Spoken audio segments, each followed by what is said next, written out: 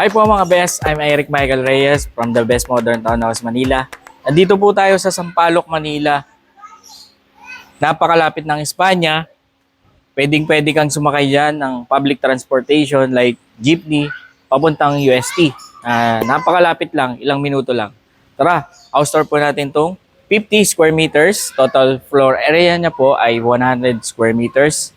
Merong 2 bedrooms, may family area doon sa gitna. And then, 1 car garage, 2 bathroom. Tara, pasokin po natin to. Andito po tayo sa 1 car garage. Kasya-kasya po SUV. Ayan, wide na po siya. May clearance ka pa rito, papunta sa ating main door. Ito yung panel board natin. May malaki tayong LED lights dyan. May 2-pin lights.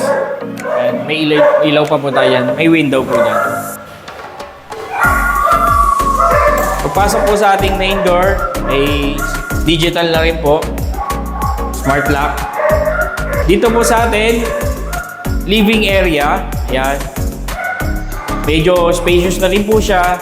Kasya po hanggang 4-seater or kung mag-L-shape kayo, mas maganda po. Mas marami. At yung ating dining area po, yung kitchen area natin, na napakaganda.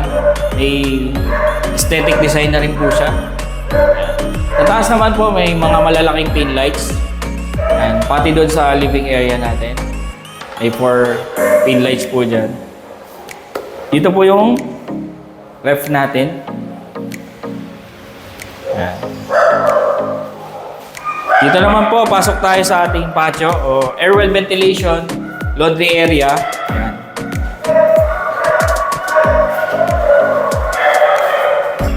Dito po yung ating bathroom. Spacious na rin po siya.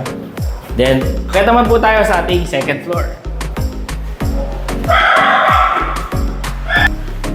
Okay po, dito tayo sa ating second floor. Meron tayong family area dito. Napaka-wide na po. Pwede kayo maglagay ng sofa. Meron pa pong left and right na side table.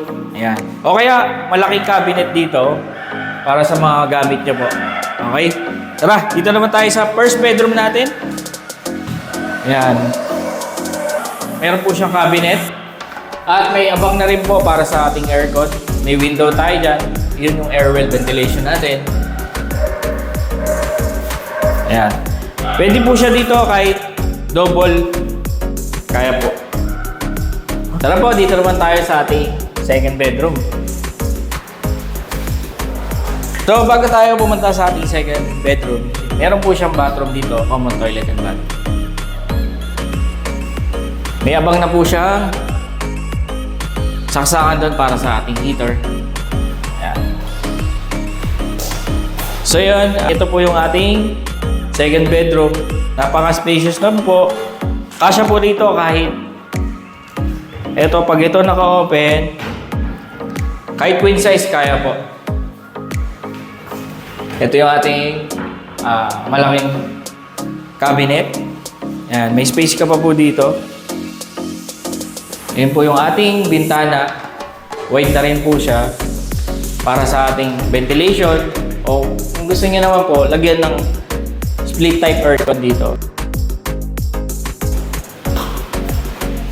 So yun po mga best. If you're interested sa unit na to, message me po sa number na to.